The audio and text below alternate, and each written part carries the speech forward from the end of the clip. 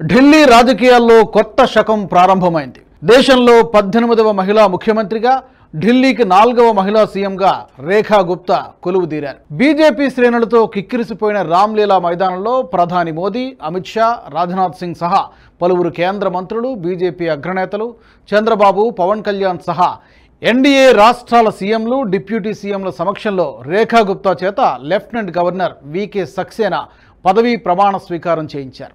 ఆమెతో పాటు చివరి వరకు సీఎం రేసులో నిలిచిన పర్వేష్ వర్మ డిప్యూటీ సీఎంగా ప్రమాణం చేశారు. అలాగే ఆశిష్ సూద్, మంజీందర్ సింగ్ సిర్సా, రవీంద్ర కుమార్ ఇంద్రజ్, కపిల్ మిశ్రా, పంకజ్ కుమార్ సింగ్లు కేబినెట్ మంత్రులుగా కొలువుదీరారు. దీంతో రేఖా గుప్తా కేబినెట్లో ఎవరు ఉండబోతున్నారనే ఉత్కంఠకు తెరపడింది. 27 సంవత్సరాల సుదీర్ఘ విరామం తర్వాత విజయం వరించడంతో ఢిల్లీ సీఎం ఎంపిక విషయంలో బీజేపీ అధిష్టానం పెద్ద యుద్ధమే చేసింది.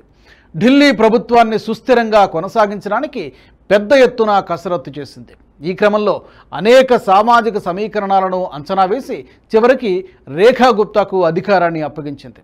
2.5 దశాబ్దాలుగా ఢిల్లీ రాజకీయాలు 2 వ్యక్తుల చుట్టే తిరిగాయి.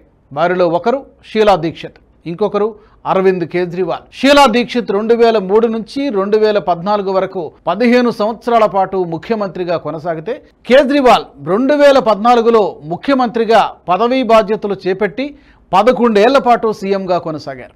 నిజానికి 1993లో బీజేపీతోనే ఢిల్లీ రాష్ట్ర ప్రస్థానం మొదలైంది. మదన్ లాల్ ఖురానా, సాహిబ్ సింగ్ వర్మ, సుష్మా స్వరాజ్ ముఖ్యమంత్రులుగా పనిచేశారు. ఇక ఆ తరువాత వచ్చిన షీలా దీక్షిత్, అరవింద్ కేజ్రీవాల్ 25 ఏళ్లకు పైగా ఢిల్లీని ఒడిసిపట్టుకున్నారు. ఢిల్లీని ఎక్కువ కాలం పరిపాలించింది మహిళా ముఖ్యమంత్రులే. సుష్మా స్వరాజ్, షీలా దీక్షిత్ ఆతిషి మార్లేన తరువాత ఇప్పుడు రేఖా గుప్తా వంతు వచ్చింది. వైశ్య సామాజిక వర్గం నుంచి వచ్చిన 50 ఏళ్ల రేఖా గుప్తా వృత్తిరీత్యా న్యాయవాది. దాదాపు 30 సంవత్సరాలుగా ఆర్ఎస్ఎస్, బీజేపీతో అనుబంధం కలిగి ఉన్న రేఖా గుప్తా 1974లో హర్యానాలోని జింద్ జిల్లాలో నంద్గఢ్ గ్రామంలో జన్మించారు.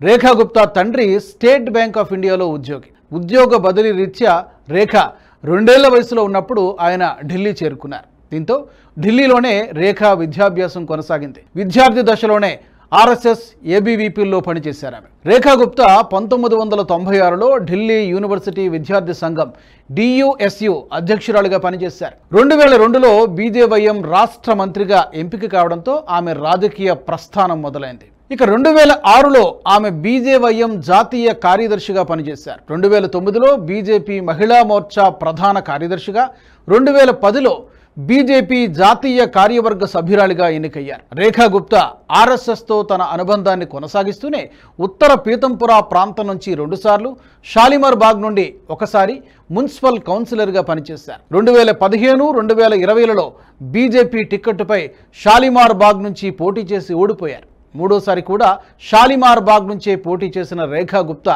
ఆప్ అభ్యర్థి బందనా కుమారిని దాదాపు 30,000 ఓట్ల తేడాతో ఓడించారు. ఎమ్మెల్యేగా గెలిచిన తొలి పర్యాయమే ముఖ్యమంత్రి పదవిని చేపట్టి సంచలనం సృష్టించారు. సీఎం రేసులో మాజీ ముఖ్యమంత్రి సాహిబ్ సింగ్ వర్మ కుమారుడు కేజ్రీవాల్ని ఓడించిన పర్వేష్ వర్మ చివరి వరకు రేఖా గుప్తాతో పోటీ పడ్డారు. అంతకుముందు ఢిల్లీ బీజేపీ అధ్యక్షుడు విజేందర్ గుప్తా, మాజీ సీఎం, కేంద్ర మంత్రి సుష్మా స్వరాజ్ కూతురు బాసురి స్వరాజ్, కేంద్ర మాజీ మంత్రి స్మృతి ఇరానీ, బీజేపీ సీనియర్ నేత నుపూర్ శర్మ వంటి పేర్లు వినిపించాయి. అయితే చివరి అదృష్టం రేఖా గుప్తానే వరించింది. రేఖా గుప్తా ఎంపిక వెనుక అనేక కారణాలున్నాయి. బీజేపీ ఎప్పుడూ కొత్తదనానికి పెద్దపీట వేయడంలో ముందుంటుంది. గతంలో కేంద్ర కేబినెట్ కూర్పులో కూడా అదే జరిగింది.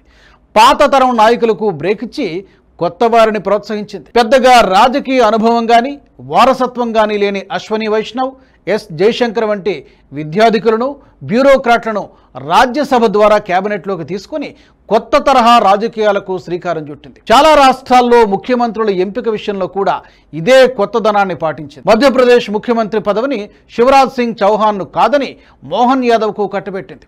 రాజస్థాన్లో కూడా వసుంధరా రాజే వారసత్వ రాజకీయాలకు చెక్ పెట్టి భజన్ లాల్ శర్మను ఎంపిక చేసింది. ఇక హర్యానాలో నాయిబ్ సింగ్, ఛత్తీస్గఢ్లో విష్ణుదేవ్ సాయ్, మహారాష్ట్రలో దేవేంద్ర ఫడ్నవీస్ వంటి నాయకులు బీజేపీ నూతన రాజకీయ పాలసీ నుంచి వచ్చిన వారే. ఆ క్రమంలో ఇప్పుడు రేఖా గుప్తా ఢిల్లీ సీఎంగా పదవీ బాధ్యతలు చేపట్టారు. ఢిల్లీ కాకుండా బీజేపీ ప్రస్తుతం మరో 13 రాష్ట్రాల్లో అధికారంలో ఉన్నప్పటికీ ఏ రాష్ట్రంలో కూడా మహిళా ముఖ్యమంత్రి లేరు. గతంలో సుష్మా స్వరాజ్, వసుంధరా రాజే సింధియా, ఉమాభారతి, ఆనందీబెన్ పటేల్ వంటి మహిళా నేతలు ముఖ్యమంత్రులుగా పనిచేశారు. కానీ ప్రస్తుతం దేశంలో పార్టీకి ఒక్క మహిళా ముఖ్యమంత్రి కూడా లేరు. ఢిల్లీలో రేఖా గుప్తాను ముఖ్యమంత్రిగా చేయడం ద్వారా ఆ లోటును తీర్చుకుంది బీజేపీ. ఢిల్లీలో మహిళా ఓటర్లు సగానికి పైగా ఉండడం కూడా రేఖా గుప్తా ఎంపికకు మరో కారణమని చెప్పక తప్పదు. వాస్తవానికి 27 సంవత్సరాల తర్వాత ఢిల్లీలో బీజేపీకి అధికార లోటు తీర్చింది మహిళా ఓటర్లే. ఈసారి ఢిల్లీ ఎన్నికల్లో తొలిసారిగా పురుషుల కంటే ఎక్కువగా మహిళా ఓటు శాతం నమోదు కావడమే ఇందుకు నిదర్శనం. ఇదే బీజేపీ విజయానికి కారణమైంది. రేఖా గుప్తాను ఢిల్లీ సీఎంను చేయడం ద్వారా రాజకీయాల్లో మహిళలు, యువతను ప్రోత్సహించడంలో బీజేపీ ఎప్పుడూ ముందుంటుందన్న సందేశాన్ని కూడా ఇచ్చింది. రేఖా ఎంపికకు మరో కారణం వైశ్య సామాజిక వర్గం. జాగ్రత్తగా గమనిస్తే ఢిల్లీ రాజకీయాల్లో 2 అంశాలు చాలా ప్రముఖంగా గోచరిస్తాయి. ఒకటి పంజాబీ, 2 వైశ్య సామాజిక వర్గం. మొదటి నుంచి ఢిల్లీ సీఎం పదవి ఈ 2 అంశాల చుట్టే తిరిగింది. వైశ్య సామాజిక వర్గంలో బీజేపీకి బలమైన ఓటు బ్యాంక్ ఉంది. 1993లో బీజేపీ మొదటిసారిగా ప్రభుత్వాన్ని ఏర్పాటు చేసినప్పుడు వైశ్య సామాజిక వర్గం నుంచి వచ్చిన మదన్ లాల్ ఖురానా ముఖ్యమంత్రి పదవిని చేపట్టారు.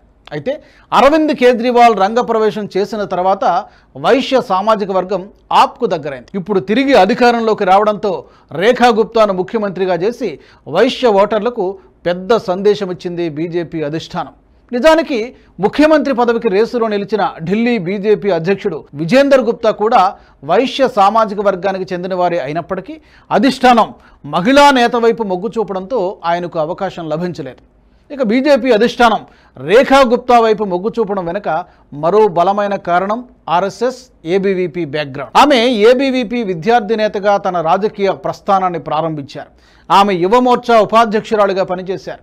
ప్రస్తుతం రాష్ట్రీయ మహిళా మోర్చా ఉపాధ్యక్షురాలుగా ఉన్నారు. ఆమె ఎన్ని పదవులు చేపట్టినా ఆర్ఎస్ఎస్తో తన అనుబంధాన్ని కొనసాగించారు. దీంతో ఆమెకు సంస్థలో పనిచేసిన అనుభవం బాగా కలిసి వచ్చింది. సంఘం దాని పనితీరును కూడా బాగా అర్థం చేసుకున్నారు. అందుకే ఆర్ఎస్ఎస్ మద్దతు కూడా రేఖా గుప్తా కూడగట్టుకోగలిగారు.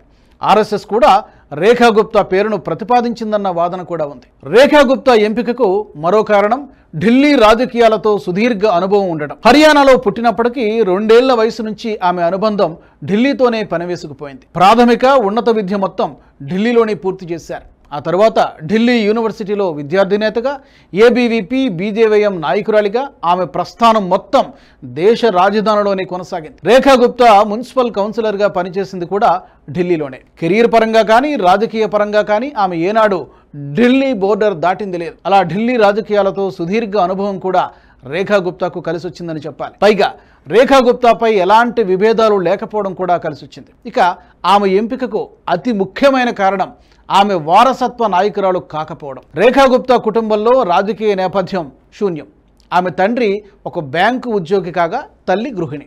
భర్త మనీష్ గుప్తాది ఢిల్లీలో స్పేర్ పార్ట్స్ వ్యాపారం. ఆయనకు రాజకీయాలతో ఎలాంటి సంబంధ బాంధవ్యాలు లేవు. ఇక కూతురు హర్షిత కూడా తండ్రికి వ్యాపారంలో సాయం చేస్తూ ఉంటుంది. బీజేపీ మొదటి నుంచి వారసత్వ రాజకీయాలకు దూరం. రాజకీయ వారసత్వ కారణాల నేపథ్యంలోనే బాసురి స్వరాజ్, పర్వేష్ వర్మ వైపు మొగ్గు చూపలేదనే వాదన కూడా ఉంది. తద్వారా దేశంలో కొడుకులు, కూతుళ్ళు, మనవళ్ళు, మనవరాళ్లతో వేళ్ళూనుకుపోయిన వారసత్వ రాజకీయ పార్టీలకు స్ట్రాంగ్ మెసేజ్ ఇచ్చింది బీజేపీ. అయితే ఒక మహిళా నేతగా ఢిల్లీ రాజకీయాలతో సుదీర్ఘ అనుబంధం ఉన్న సుష్మా స్వరాజ్ వారసత్వాన్ని కొనసాగించే బాధ్యతను రేఖా గుప్తాకు అప్పగించింది బీజేపీ అధిష్టానం.